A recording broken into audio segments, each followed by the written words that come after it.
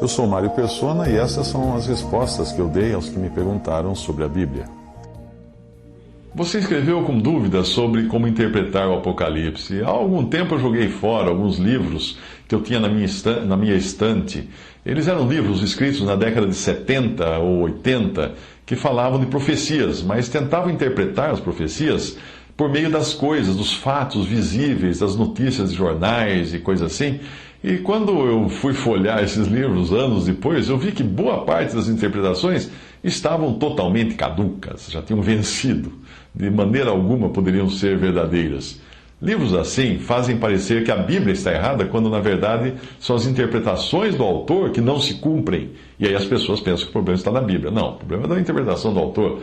Esses livros que se concentravam na época nas coisas que nós víamos ao nosso redor naquela época, que eram os tempos da Guerra Fria, quando a União Soviética existia ainda e era aquele suspense contínuo.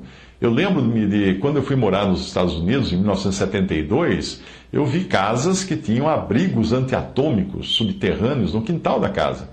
Eu visitei uma antiga mina de mármore cravada numa rocha imensa, que havia sido desativada e tinha sido transformada em abrigo. Você podia entrar de carro, de tão imensa que era, entravam carros, caminhões, ônibus, e ali estavam toneladas e toneladas empilhadas de alimentos, camas de armar, equipamentos para a população viver lá dentro, no caso de guerra nuclear, ficarem isoladas, então, da radioatividade do exterior.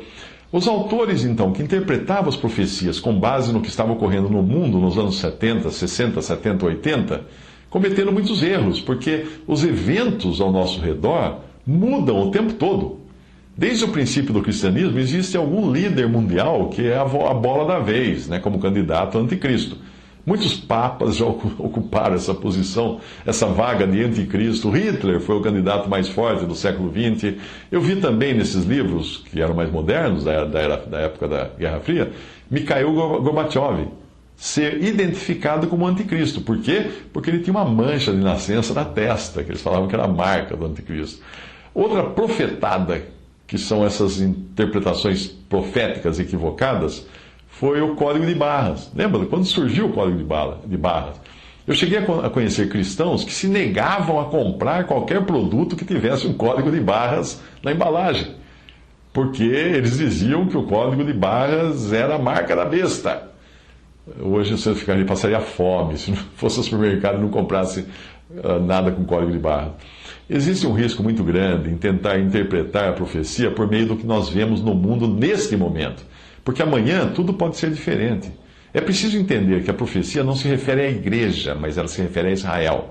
Ela a profecia é encontrada no Antigo Testamento e nos Evangelhos, porque o Senhor Jesus primeiramente tratou com seus discípulos como judeus nos Evangelhos. E depois a profecia é encontrada em Apocalipse. Alguma coisa concernente à igreja nós encontramos sim nas epístolas, principalmente em 1 Tessalonicenses, mas ali tudo o que vem a partir do capítulo 4 de Apocalipse, por exemplo, diz respeito a Israel. Exceto, obviamente, quando fala da noiva, do cordeiro, que é a igreja lá no final, que são as bodas do cordeiro. Por isso, nem tudo nós cristãos iremos entender dos acontecimentos proféticos, porque nós não temos elemento para tudo isso. Por exemplo, o anticristo só será revelado depois da retirada da igreja e do Espírito Santo da terra, no arrebatamento. Isso está em 2 Tessalonicenses capítulo 2. Portanto, qualquer exercício de adivinhação agora de quem é o anticristo é pura perda de tempo. Tentar interpretar a profecia com os elementos atuais é o mesmo que tentar interpretar a Bíblia usando a ciência. Todos os dias a ciência muda, faz novas descobertas. Muitas afirmações dos cientistas renomados do passado hoje foram sepultadas para dar lugar a novas afirmações dos cientistas mais novos. Tem um pensamento que diz que a ciência caminha de funeral em funeral. Assim é com a profecia. As pessoas que tentam interpretar as profecias de acordo com os acontecimentos da época. Amanhã os acontecimentos mudam. Existem autores que tentam interpretar os juízos de Apocalipse fazendo referência à bomba atômica. Mas isso é porque a bomba atômica é o máximo de destruição que nós conhecemos hoje.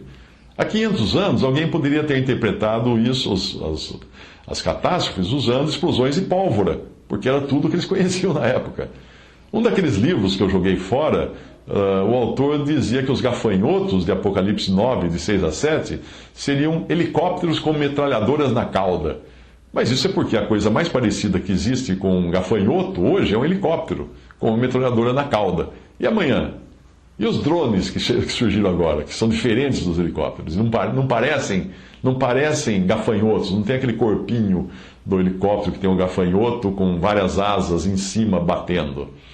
O Apocalipse é um livro de símbolos, e o terreno mais seguro para nós entendermos a profecia é buscarmos na própria Bíblia os significados e paralelos para o que nós lemos na profecia. Por exemplo, quando lemos a antiga serpente, quem é a antiga serpente? Bom, daí nós vamos para Gênesis e lá sabemos que a serpente que tentou Eva e Adão. E nós vamos de volta para o Apocalipse e vamos descobrir que ela é o diabo, Satanás. É assim que se interpreta a profecia, lendo a Bíblia toda e buscando na própria Bíblia a interpretação da própria Bíblia, dirigidos, obviamente, pelo Espírito Santo. E por isso que o incrédulo não vai entender nunca a profecia.